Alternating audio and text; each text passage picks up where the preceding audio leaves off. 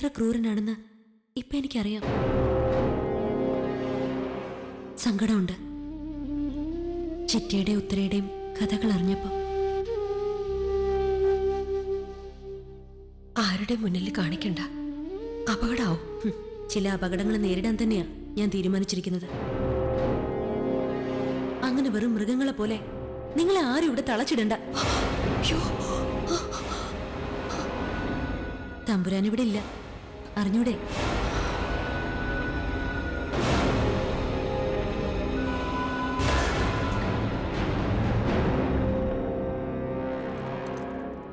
ഞാനായിരുന്നു ഇങ്ങനെ ഇരുന്നതെങ്കിൽ ഉണ്ടാവില്ലായിരുന്നു ഇപ്പോ.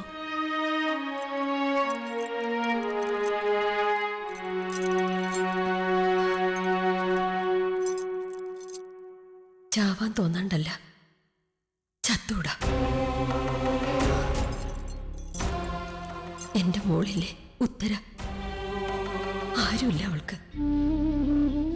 ഞാനിവിടെ ഇങ്ങനെ ജീവനോടെ കിടന്ന അതിന് പറയാലോ, പ്രാന്തത്തിയാണെങ്കിലും അവൾക്കൊരാളുണ്ടെന്ന്. ചാകണവരെ അവളെ കണ്ടോണ്ടിരുന്ന മതി എനിക്ക്.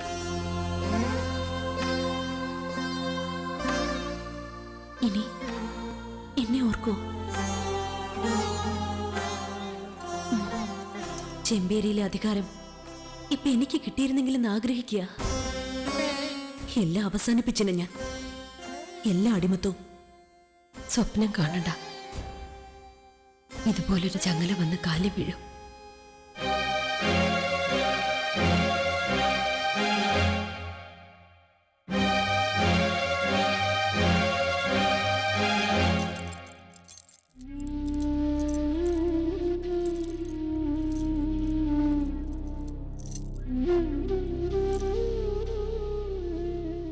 വേദനിക്കോ? ആദ്യമൊക്കെ അന്ന് ബലം പിടിച്ച് പൊട്ടിക്കാൻ നോക്കുമായിരുന്നു. അപ്പൊ മുറിയും, പിന്നെ പഴുത്ത് വീർത്ത്.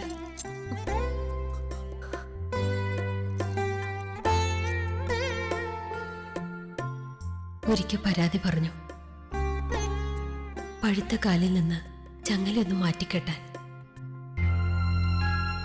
ആ കാല് അന്ന് ചവിട്ടി ഞെരിച്ചു. എന്നേക്കാൾ കൂടുതൽ അവളിരുന്ന് കരഞ്ഞു.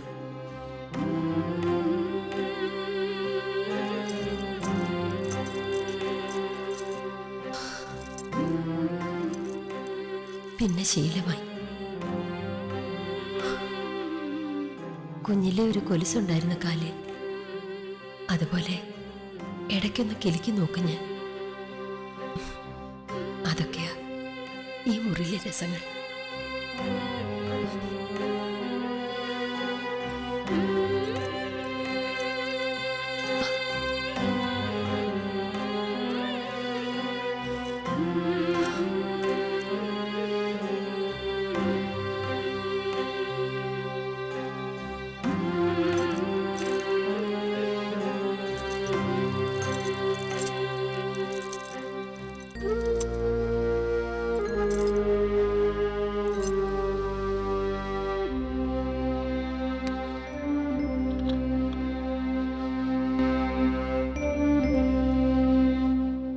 കാവ്യേ, കാവ്യ,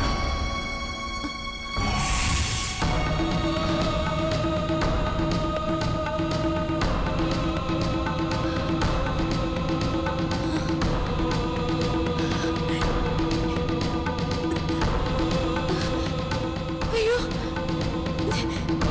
ചിറ്റേ, ഇതെന്താ? എങ്ങനെ ഇങ്ങോട്ട് പോന്നേ? പൊട്ടിച്ചോടിയതൊന്നുമല്ല, ഞാൻ അഴിച്ചതാ. അയ്യോ കാവ്യ, ഇത് തമ്പുരാനില്ലല്ലോ, നമ്മൾ ചിറ്റയെ ശിക്ഷിക്കേണ്ട ആവശ്യമില്ല. എന്നാലും ആരെങ്കിലും അറിഞ്ഞ? നീയായിട്ട് ആരെ അറിയിക്കണ്ട. ജീവപര്യന്തോന്ന് പറഞ്ഞ് ജയിലിൽ കിടക്കുന്നവർക്ക് പോലും ഒരു ദിവസം പുറത്തിറങ്ങുന്ന പ്രതീക്ഷയുണ്ട്. ഇതെത്ര കൊല്ലമായി?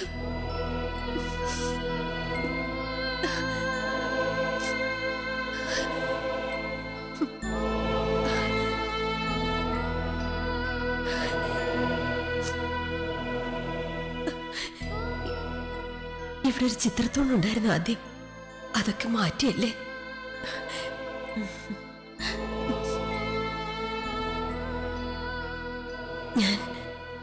ഞാനിന്ന് പുറത്തേക്ക് ഇറങ്ങിയ ആരെങ്കിലും പറഞ്ഞു കൊടുക്കുവോ?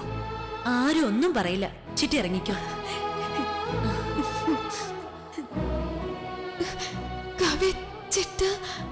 കണ്ടില്ലേടി ആ പാവത്തിന്റെ സന്തോഷം. അതിനു മേലെ ഇനി എന്തും വന്നോട്ടെ, തമ്പുരാൻ തിരിച്ചു വരുന്നത് വരെ നമ്മൾ ചിറ്റയുടെ കാലിൽ ചങ്ങലയിടില്ല. ചിറ്റ നടന്നോട്ടെ.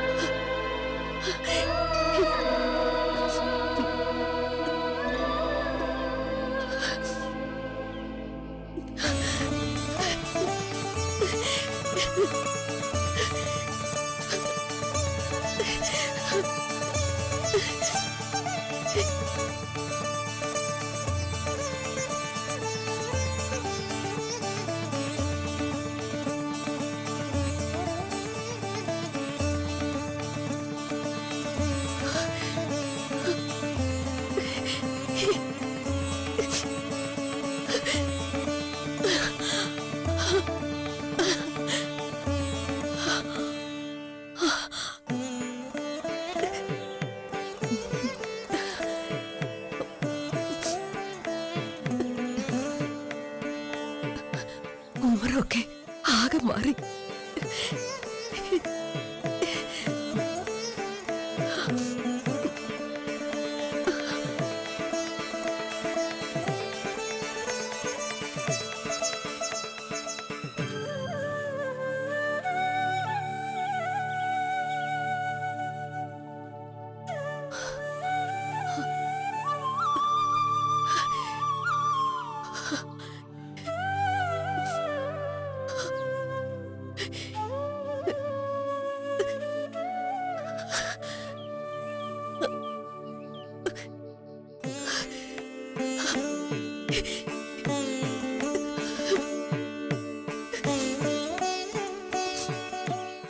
ചിറ്റേ,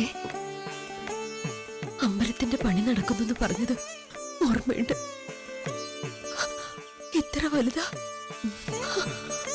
15 കൊല്ലായി ഇങ്ങനെയായിട്ട്.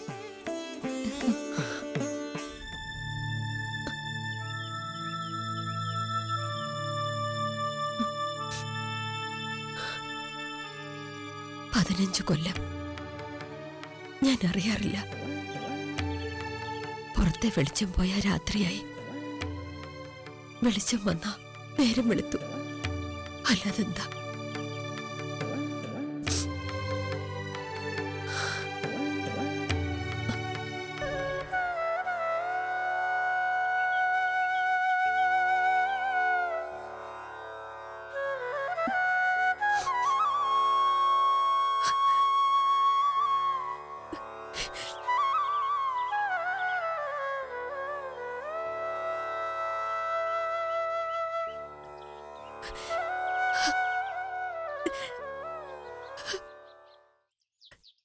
കൃഷ്ണ ഭഗവാനെ,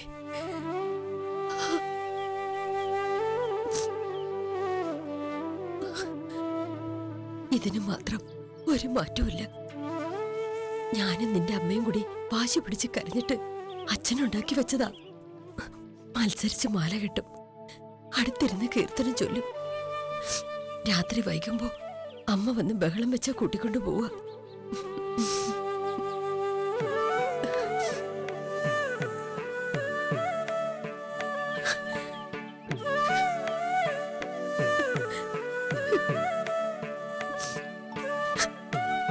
ഭഗവാന് വരാൻ പറ്റാത്തോണ്ടാട്ടോ അകത്തിരുന്ന് എന്നും മനസ്സ് നിറച്ച് പാടുന്നുണ്ട് ഞാൻ.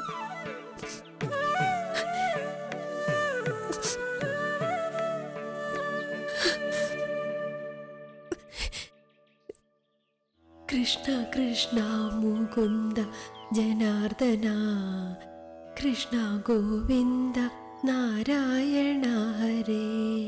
കൃഷ്ണ കൃഷ്ണ മുകുന്ദ ജനാർദ്ദന, കൃഷ്ണ ഗോവിന്ദ നാരായണ ഹരേ അച്യുതാനന്ദ ഗോവിന്ദ മാധവ സച്ചിദാനന്ദ നാരായണ ഹരേ അച്യുതാനന്ദ ഗോവിന്ദ മാധവ സച്ചിദാനന്ദ നാരായണ ഹരേ കൃഷ്ണ കൃഷ്ണ മുകുന്ദ ജനാർദ്ദന കൃഷ്ണ ഗോവിന്ദ നാരായണ ഹരേ അച്യുതാനന്ദ ഗോവിന്ദ മാധവ സച്ചിദാനന്ദ നാരായണ ഹരേ അച്യുതാനന്ദ ഗോവിന്ദ മാധവ സച്ചിദാനന്ദ നാരായണ ഹരേ കൃഷ്ണ കൃഷ്ണ മുകുന്ദ ജനാർദ്ദന കൃഷ്ണ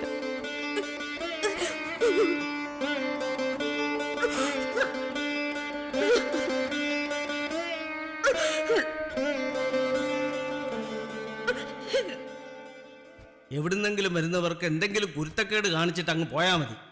അനുഭവിക്കുന്നത് ഇവിടെ കിടക്കുന്നവരാ. ആരാ ഇപ്പൊ തമ്പുരാനോട് പറയാൻ പോന്നത്? മണ്ടത്തരം പറയാതെ.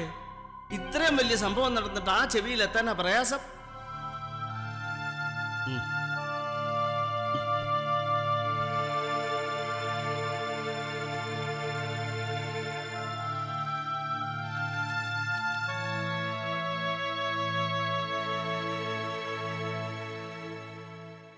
ചോദ്യം ആദ്യം വരിക എന്നോട് തന്നെയാ. എന്താ പറയാന്ന? എനിക്കറിയില്ല എന്താ സംഭവിക്കാൻ പോകുന്നതെന്ന്. ഒരേ അതൊന്ന് പുറം ലോകം കണ്ടതുകൊണ്ട് എന്തു പറ്റാനാ? പുറം ലോകത്ത് ഒരു പാവമുണ്ട്, ഉത്തര. അതിനെയും കൂടെ പിടിച്ച് ഒരു മുറി തളച്ചാ മടിക്കില്ല. ഞാൻ ചെന്ന് പറഞ്ഞ തമ്പുരാന് വേണ്ടിയെന്നേ കരുതൂ. അത് ധിക്കരിക്കാനും വാശിയാവും. തനിക്കൊന്ന് അങ്ങോട്ട് പോകാൻ പറ്റുമോ? പോണോ? പോണം. കാര്യത്തിന്റെ ഗൗരവം പറഞ്ഞ് മനസ്സിലാക്കണം. തമ്പുരാൻ ഇറങ്ങുമ്പോൾ എങ്ങനെയായിരുന്നു അതുപോലെ ആയിരിക്കണം തിരിച്ചു വരുമ്പോഴും. ബാക്കി ആരും ഒന്നും പറഞ്ഞു കൊടുക്കാതെ ഞാൻ നോക്കിക്കോളാം. ആ കൊച്ചിന്റെ ദേഹത്തൊരടി വീണ ബാലന്റെ മനസ്സെ വേദനിക്കുക. അതവൻ താങ്ങില്ല.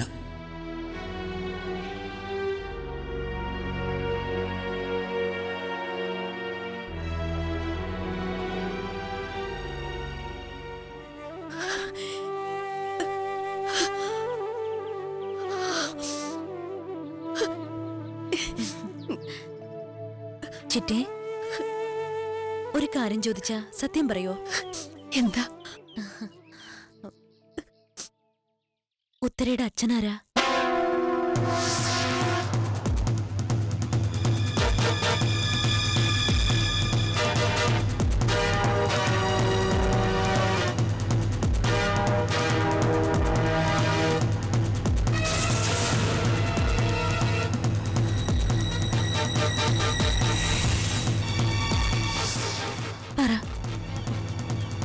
വേണ്ട, എന്നെ കൊണ്ടേ പൂട്ടിയിട്ടേക്ക്. ഇത്ര പേടിക്കണോ? ഒരുപാട് ചോദിച്ചിട്ടില്ലേ ഉത്തര? കള്ളക്കഥകൾ പറഞ്ഞ് ഒരുപാട് വിശ്വസിപ്പിച്ചിട്ടില്ലേ ഇവളെ? വേണ്ട, എന്റെ കുട്ടി ഒന്നും അറിയണ്ട. ചിറ്റയും ചതിക്കുകയാണോ ഇവളെ? അമ്മ പിഴച്ചവളാണെന്ന് എല്ലാവരും പറയുന്നുണ്ട് ഇവളുടെ മുഖത്ത് നോക്കി. അങ്ങനെയല്ലാന്ന് ഇവൾക്കെങ്കിലും.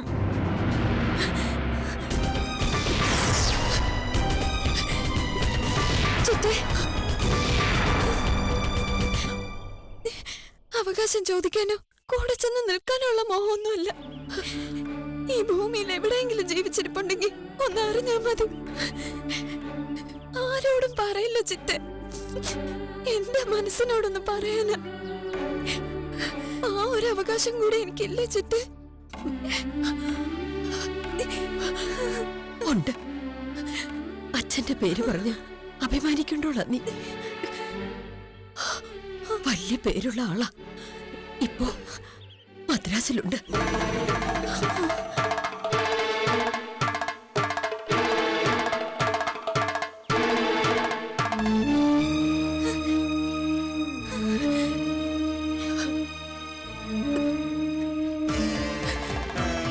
ജസ്റ്റിസ് മാധവൻ നായർ.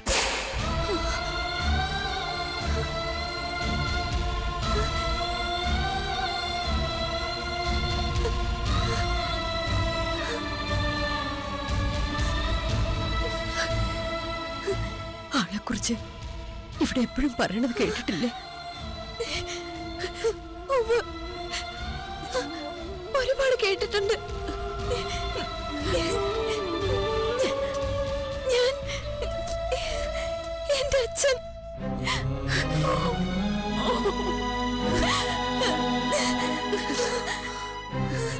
ഉത്തരേ, കാവ്യ കേട്ടോ നീ? എനിക്ക് അച്ഛനുണ്ട്. ഇത്ര സന്തോഷമുള്ള വാർത്ത കേട്ടിട്ട് കരയാ?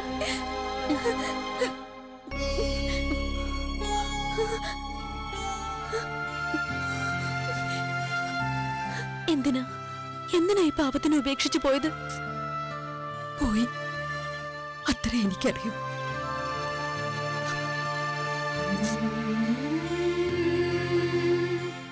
ഇവളുടെ അമ്മ എന്നും കരയുമായിരുന്നു. ഞാൻ കിടക്കണ പോലെ ഒരു മുറിയില് പിഴച്ച പെണ്ണിനെ പൂട്ടിയിട്ട ചോദ്യങ്ങൾ ഉണ്ടാവില്ലല്ലോ. എല്ലാവർക്കും അറിയാമായിരുന്നോ?